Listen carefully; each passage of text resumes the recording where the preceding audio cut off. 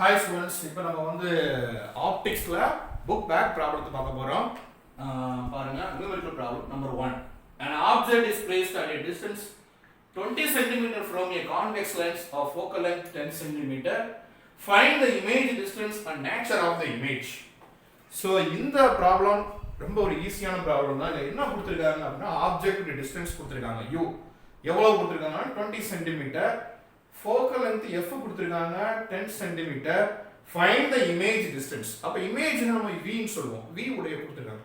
So v உடைய distance கேக்குறாங்க. அது மட்டும் கிடையாது. அது என்ன type, nature of the image என்ன? So அது எப்படி இருக்குது? அதாவது எவ்வளவு டிஸ்டன்ஸ்ல இருக்குது? ஐனாம எந்த இடத்துல ஆக்குபை ஆகுது? நமக்கு தெரியும் இல்லையா? ஒரு லென்ஸ் நம்ம படம் வரைஞ்சோம்னாலே நம்ம என்ன பண்ணுவோம்? சோ நம்ம வரைய போறது கான்வெக்ஸ் லென்ஸ். அப்ப இந்த மாதிரி போடுவோம். So இந்த சென்டர் பாயிண்ட் நம்ம எப்படி சொல்லுவோம்? O ன்னு சொல்லுவோம். இத வந்து பிரின்சிபல் ஃபோக்கஸ்.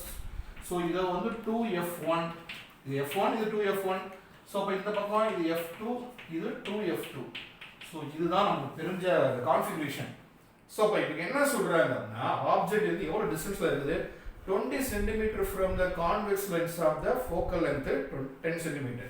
Suppose நான் என்ன பண்றேன் அப்படினா so focal length நான் முதல்ல ஆப்ஜெக்ட்ட ஃபிக்ஸ் பண்ணிடுவோம். ஆப்ஜெக்ட் வந்து எங்க இருக்குது அப்படினா நான் இந்த இடத்துல வச்சுக்கிறேன். இந்த இடத்துல ஆப்ஜெக்ட்ட வச்சுக்கிறேன். எவ்வளவு சென்டிமீட்டர்ல இருக்கு அப்படினா 20 cm. ஆப்ஜெக்ட் வந்து 20 cm டிஸ்டன்ஸ்ல இருக்கு. ரைட்டா?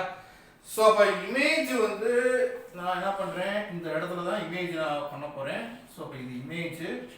சோ இமேஜ் எவ்வளவுன்னு கண்டுபிடிக்கணும். b வந்து எவ்வளவு. சோ இந்த இடத்துல தான் அதோட ஃபோக்கல் லெந்த். இந்த ஃபோக்கல் லெந்த் தான் நம்ம கண்டுபிடிக்கணும். ஃபோக்கல் லெந்த் f கொடுத்திருக்காங்க 10 cm. சோ நமக்கு தெரியும் எவ்வளவு ஃபோக்கல் லெந்த்னு சொல்லிருக்காங்க அப்படினா 10 cm கொடுத்துட்டாங்க. இந்த டயகிராமை பார்த்த உடனே நமக்கு அப்படியே வந்து ரூல்ஸ் இது refraction through image formation in refraction through the convex லென்ஸ்ல ஒரு 6 டயகிராம் பார்த்தோமா. அதுல பாருங்க ஒரு டயகிராம் நம்ம என்ன பார்த்தோம் அப்படினா ஒரு ஆப்ஜெக்ட் வந்து 2f1 அதாவது சென்டர் ஆஃப் கர்வேச்சர்ல இருந்துச்சுனா கண்டிப்பா இமேஜ் என்ன பண்ணும், சென்டர் ஆஃப் கர்வேச்சர் தான் இருக்கும். பாருங்க இந்த டயகிராம் பார்த்தோம்னு ஞாபகம் நினைக்கிறேன். சோ ஆப்ஜெக்ட்ல ஒன்னு வந்து என்ன பண்ணும், நேரா போகும், லென்ஸ்ல பட்டு ரீஃப்ராக்ட் ஆகி ஃபோக்கஸ்ல போய் மீட் பண்ணோம். சோ இன்னொரு வந்து சென்டர் பாயிண்ட்ல போய் எந்த விதமான டீவியேஷனாலும் ஸ்ட்ரைட்டா போகும். இவங்க ரெண்டு பேரும் இன்டர்செக்ட் ஆகி மீட் பண்ணக்கூடிய அந்த பாயிண்ட தான் நம்ம என்ன சொல்லுவோம், 2f2. அப்ப இமேஜும் ஆப்ஜெக்டும் ஒரே மாதிரி தான் இருக்கும் இந்த டயகிராம்ல. சோ இங்கேயும் நான் அப்படிதான் பண்ண போறேன். எனக்கு இமேஜ் ஆப்ஜெக்ட் வந்து 2f1ல இருக்குது. சோ அப்ப இமேஜ் எனக்கு 2f2ல இருக்குது. சோ ஆப்ஜெக்ட் இத பார்த்த உடனே நமக்கு ஒரு ஐடியா வந்துருச்சு. என்ன வந்துருச்சு, இது 20 சென்டிமீட்டர்னா அதுவும் 20 சென்டிமீட்டர் தான். சரி, இதனால நம்ம கண்டுபிடிப்போம். ரைட்டா? சோ ஃபோக்கல் லெந்த் f வந்து 10 சென்டிமீட்டர் கொடுத்துட்டாங்க. இப்போ நம்ம தெரிஞ்சுக்க வேண்டிய விஷயம், இதுல நிறைய சைன் கன்வென்ஷன் யூஸ் பண்ணணும். அப்ப சைன் கன்வென்ஷன்னா நமக்கு தெரியும் லென்ஸுக்கு இந்த சைடுல வரக்கூடிய எல்லாமே நெகட்டிவ், லென்ஸுக்கு இந்த சைடுல வரக்கூடிய எல்லாமே பாசிட்டிவ். அப்ப ஆப்ஜெக்ட் வந்து லென்ஸுக்கு இந்த சைடு தானே இருக்கு. அப்ப u நம்ம என்ன பண்ணணும், அது -20 சென்டிமீட்டர் தானே எடுத்துக்கணும். சோ அப்ப ஆப்ஜெக்ட் டிஸ்டன்ஸ் u அவங்க கொடுத்திருக்கிறது 20 தான், நம்ம அது -20 சென்டிமீட்டர். ஃபோக்கல் லெந்த் நெகட்டிவ் போடணுமா? போடவே கூடாது. ஃபோக்கல் லெந்த் எப்படி தான் இருக்கும், நம்ம எடுத்துக்கிட்ட லென்ஸ் கான்வெக்ஸா இருந்துச்சுன்னா ஃபோக்கல் லெந்த் வந்து பாசிட்டிவ்ல தான் இருக்கும். அப்ப ஃபோக்கல் லெந்த் உடைய வேல்யூ வந்து நம்ம 10 சென்டிமீட்டர். ஓகே, இதே கான்கேவா இருந்துச்சுன்னா அது நெகட்டிவ் வரும். சரி, அப்ப இமேஜ் டிஸ்டன்ஸ் தான் கேக்குறாங்க. v எவ்வளவு, இதுதான் क्वेश्चन பா. நமக்கு தெரிஞ்ச ஃபார்முலா 1/f 1/v - 1/u. இந்த ஃபார்முலாவுக்கு நமக்கு தெரிஞ்ச வேல்யூல இப்போ நம்ம என்ன கண்டுபிடிக்க போறோம், 1/v தானே.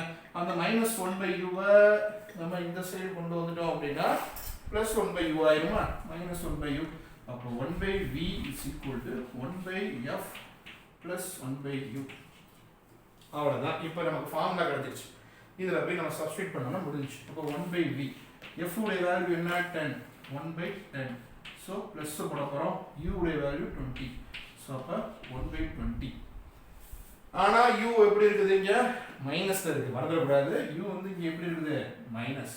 சோ பிளஸ் தான் இங்க போட்டுருக்கோம், பட் இங்க u உடைய வேல்யூ மைனஸ். சோ இப்போ இதுக்கு எல்சிஎம் எடுத்தா முடிஞ்சு. இப்போ எடுத்தா எவ்வளவு வரும், 120 * 20 - 10 / 200 வருமா?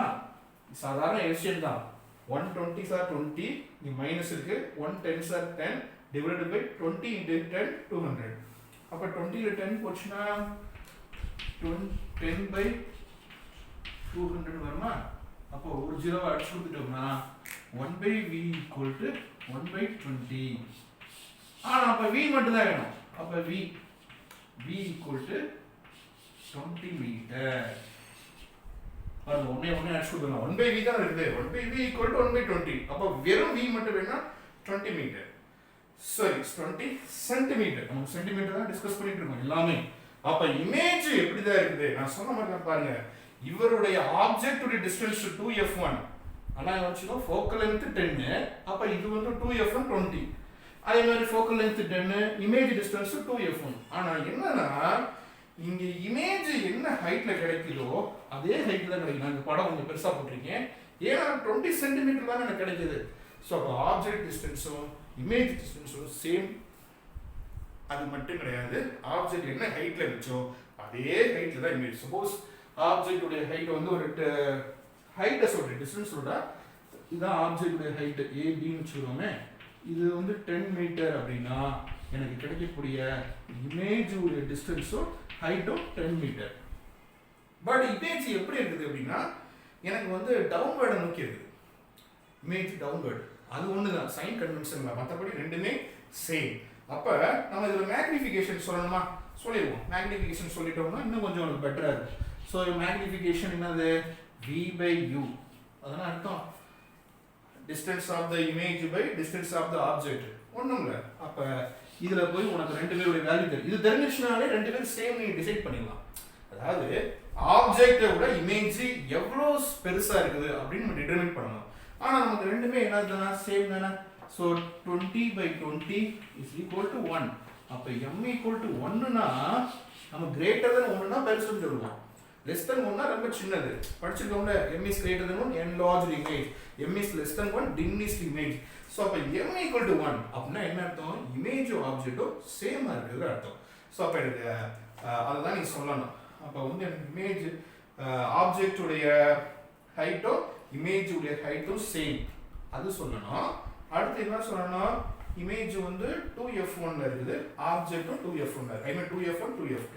அவ்வளோதான். ரொம்ப சிம்பிளாக இந்த கான்செப்ட், இந்த டயக்ராம் ஞாபகம் வந்துச்சுன்னா இந்த படம் எல்லாமே நமக்கு ஈஸி. ஓகே.